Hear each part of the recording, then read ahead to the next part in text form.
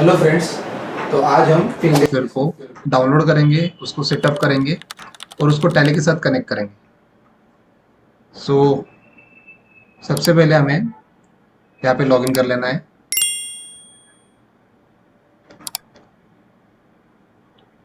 Login करने के बाद जैसे कि आप स्क्रीन पर देख सकते हो,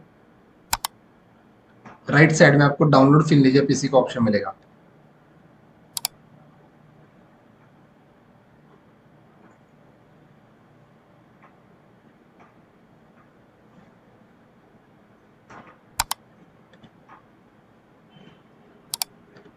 सॉफ्टवेयर डाउनलोड होने के बाद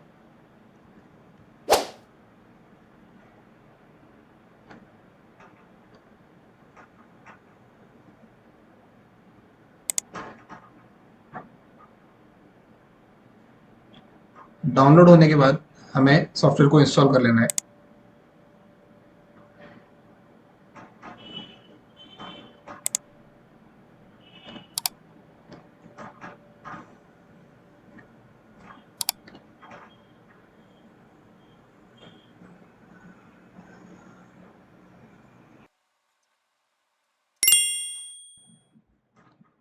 सो अपना सॉफ्टवेयर अभी इंस्टॉल हो गया है, फिर लीजिए आप, जैसे कि आप देख सकते हो।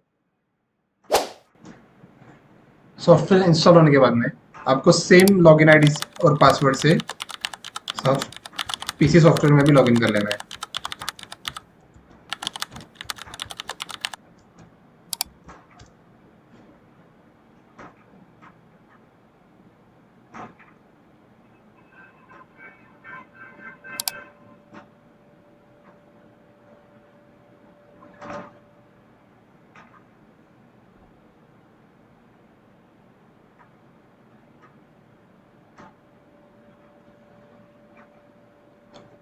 सो वेलकम टू फिनलेजिया डैशबोर्ड।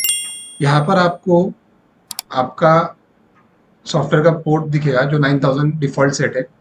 अभी हमें सिर्फ टैली में जाना है और कनेक्टिविटी में चेक करना है F1 हेल्प सेटिंग्स और कनेक्टिविटी कि टैली का पोर्ट कौन सा है। अभी आपको याद रखना है आपकी Tally Prime acts as both enable ODBC yes, और पोर्ट आपको आपका 9002 है।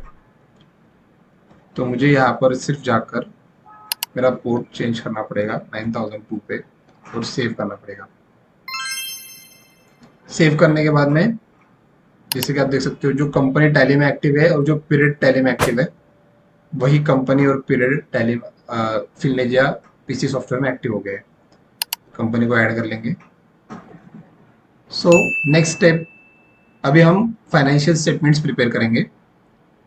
आपको जो भी कंपनी का फाइनेंशियल स्टेटमेंट प्रिपेयर करना है उसी का यहाँ पे टैली में ऑन करना है, उसी पीरियड एक्टिव रखना है 23-24,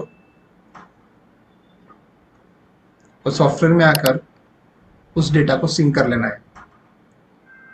सबसे खास बात यह है कि आपके क्लाइंट का डेटा आपके पीसी से बाहर नहीं जाएगा। Based on company size 3 to 5 minutes में सारा डेटा सिंक हो जाएगा। एक बार डेटा सिंक हो गया कि आप उसी से आपके ऑडिट रिपोर्ट्स भी जनरेट कर सकते हो और उसी से आप आपके फाइनेंशियल स्टेटमेंट्स भी जनरेट कर सकते हो।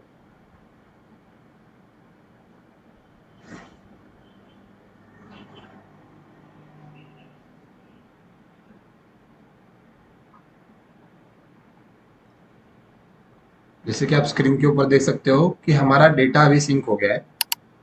सो हमारा डेटा अभी सिंक हो गया है। अभी हम इसी से फाइनेंशियल स्टेटमेंट्स प्रिपेयर करेंगे। साइड बार में आपको प्रिपेयर फाइनेंशियल स्टेटमेंट्स का ऑप्शन मिलेगा, उस पर क्लिक कर लेंगे। आपको शेड्यूल 3 करना है, नॉन कॉर्पोरेट इंडिविजुअल बनाना है, नॉन कॉर्पोरेट फर्म बनाना है, वो आप सिलेक्ट कर लेंगे। कंपनी का नाम जो आपको फाइनेंशियल स्टेटमेंट में चाहिए वो यहाँ से आप एडिट कर लेंगे। आपको rupees, hundred, thousands, lakhs, crore में चाहिए वो सिलेक्ट कर लेंगे। बैलेंस शीट प्रीवियस ईयर या करंट ईयर दोनों करना है। अगर आपको प्रीवियस ईयर भी करना है तो आपको बाहर जाकर प्रीवियस ईयर का डेटा भी सिंक करना पड़ेगा, 22-23 का, और यहाँ पर वो पीरियड सिलेक्ट करने का आपको ऑप्शन मिल जाएगा। अभी अपन करंट ईयर का ही सिलेक्ट करेंगे। ऑडिटर आपको ऐड करना पड़ेगा सेटिंग्स में जाकर।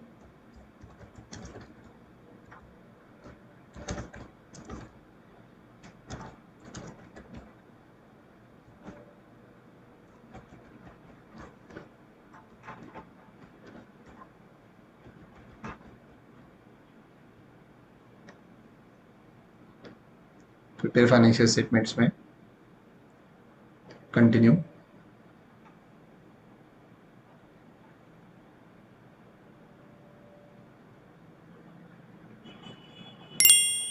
And that's it. आपका जो पूरा ट्रायल बैलेंस है उसको एक एआई मॉडल रन होकर उसके ऊपर ग्रुपिंग्स ऑटोमेटिकली असाइन हो जाएंगे। अगर आपको चेक करना है तो आप सॉफ्टवेयर से भी चेक कर सकते हो, अदरवाइज आप इसको एक्सपोर्ट कर कर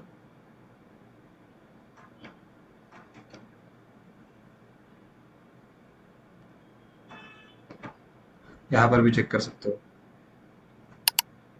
95% तक आपका ऑटोमेटिकली सब 100% एक्यूरेसी के साथ असाइन हो जाएगा।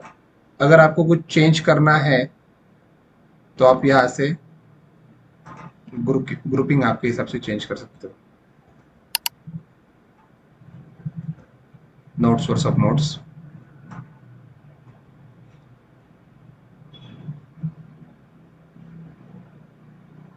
अगर आपको सब सही लगता है ग्रुपिंग वापस एक बार अपलोड कर देंगे, इसको सेव कर लेंगे और एक्सपोर्ट कर देंगे। दैट्स इट, आपका शेड्यूल 3 बन के रेडी हो गया। बस आपको उसको सेव करना है।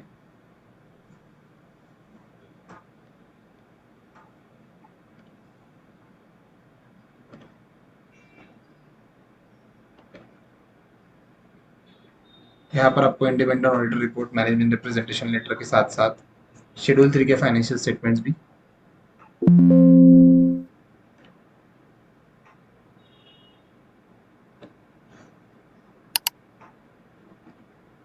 ये आपका बैलेंस शीट जो कि टैली है, profit and loss, cash flow statement, significant accounting policies, balance sheet schedules, profit and loss schedules और अदर शेड्यूल। तो इस वीडियो में हम फिनलीजर से ऑडिट के एक्सेप्शन रिपोर्ट्स जनरेट करके देखेंगे। जैसे हमने पिछले वीडियो में जायन एल्यूमिनियम को सिंक किया था, बस आपको एक्सपोर्ट ऑल रिपोर्ट्स पे क्लिक करना है। अगर आपको प्रीवियस ईयर के साथ कंपेयर करना है 22-23 के साथ, तो आप बस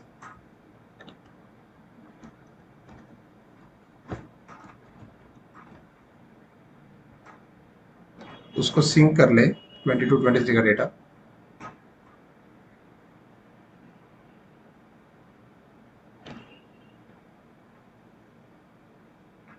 सो 22-23 का डेटा सिंक करने के बाद हम 23-24 वापस यहाँ से सिलेक्ट कर लेंगे और एक्सपोर्ट ऑल रिपोर्ट्स में जाएंगे। यहाँ पर प्रीवियस पीरियड अगर आपको सिलेक्ट करना है तो आपको यहाँ पे ऑप्शन मिलेगा, आप यहाँ पे सिलेक्ट कर सकते हो। इनका जीएसटी फाइलिंग फ्रीक्वेंसी मंथली है, क्वार्टरली है, वो आपको सिलेक्ट करना है। रिलेटेड पार्टी अगर आप जानते हो कोई तो आप इनको कर सकते हो सिलेक्ट। स्टैट्यूटरी ड्यूज के लिए यहाँ पे सेकेंड सेक्शन में आपको ऐड करना है, जैसे कि ऑटोमेटिकली सॉफ्टवेयर ने आउटपुट जीएसटी इसको जीएसटी पेबल में कर दिया है, टीडीएस के लिए कर दिया है। अगर आपको गलत लगता है तो आप उसको डिलीट कर सकते हो। टीडीएस के बाकी सेक्शंस आप ऐड कर सकते हो।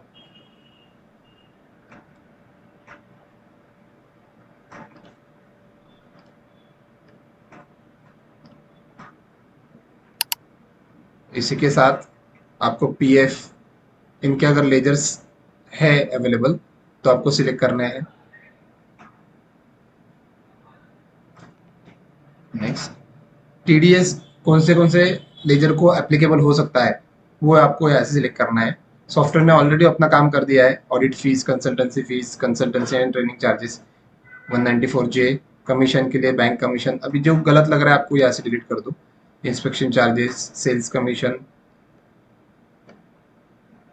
ऑफिस रेंट,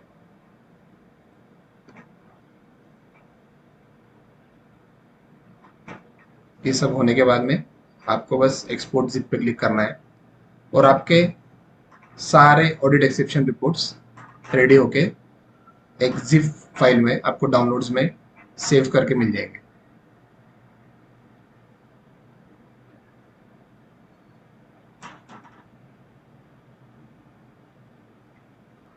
सो ये सारे रिपोर्ट 1 से 2 मिनट में रेडी होके आपके डाउनलोड्स में सेव हो जाएंगे।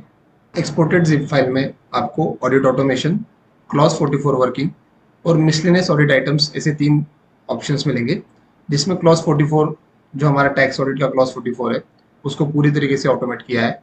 ऑडिट ऑटोमेशन में आपको लेजर स्क्रूटिनी करने में आसानी हो उसके लिए काफ़ी हद तक एक्सटेंसिव रिपोर्ट्स जनरेट करके दे रहे हैं। यहाँ पे आपको इंडेक्स फाइल मिलेगा। इस इंडेक्स फाइल में आपको अगर कैश कहीं पर नेगेटिव जा रही है तो उसकी डिटेल्स मिलेगी। अभी इस केस में वो काउंट 0 है। बैंक नेगेटिव होता है कहीं पर तो उसका काउंट मिलेगा और उसकी डेट्स मिलेगी, जैसे बैंक आपका इन डेट्स पर नेगेटिव चल रहा है।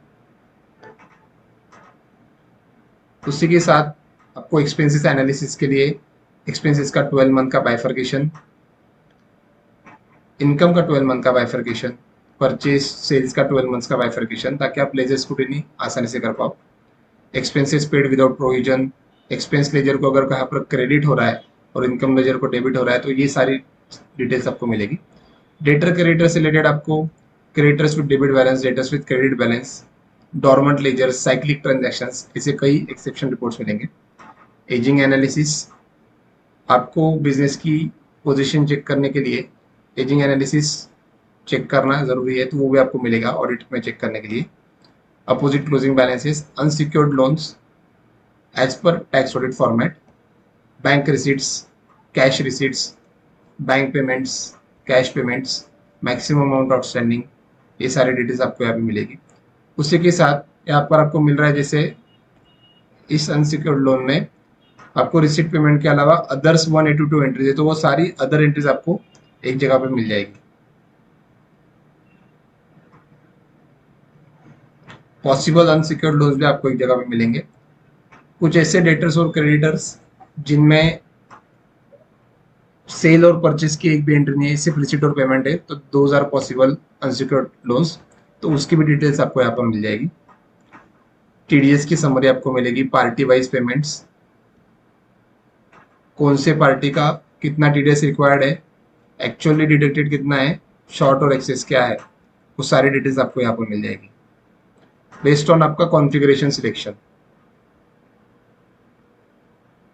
टीडीएस के अलावा कंपैरेटिव एनालिसिस, लास्ट ईयर से कंपैरेटिव एनालिसिस, जो आपने लास्ट ईयर का पीरियड वहाँ पर सिलेक्ट किया था, उसी के साथ रिलेटेड पार्टी की अगर कोई ट्रांजैक्शन है तो वो भी आपको एक्सपोर्ट करके मिलेंगे।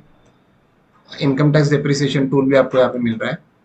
ओपनिंग बैलेंस कॉन्फ्लिक्ट्स और 43BH का वर्किंग, क्लॉज 22 में जो 43BH का हमें देना है वो सारी डिटेल्स आपको यहाँ पे मिल जाएगी। इसी के साथ क्लॉज 44 ऑफ टैक्स ऑडिट, इसमें आपको टैक्स ऑडिट का फॉर्मेट और हर एक फिगर का डिटेल आपको बेस वर्किंग में मिल जाएगा जो यहाँ पर है। आप यहाँ पर जो भी चेंजेस करेंगे वो चेंजेस यहाँ पर ऑटोमेटिक रिफ्लेक्ट हो जाएगा और ये आपका रिकंसिलिएशन स्टेटमेंट भी यहाँ पे हमने बना के दिया है। इसी के साथ में कुछ मिसलेनियस ऑडिट एक्सेप्शन रिपोर्ट्स भी बनते हैं, जैसे सस्पेंस एंट्रीज है, ट्रांजैक्शन का रेंज हो गया, जीरो ट्रांजैक्शन लेजर्स, ट्रांजैक्शन है बट बैलेंस सेम है उसका, P&L square off, balance sheet square off. So इस तरीके से आपको 60+ ऑडिट एक्सेप्शन रिपोर्ट आपके ऑडिट प्रोसीजर में चेक करने मिल जाएंगे।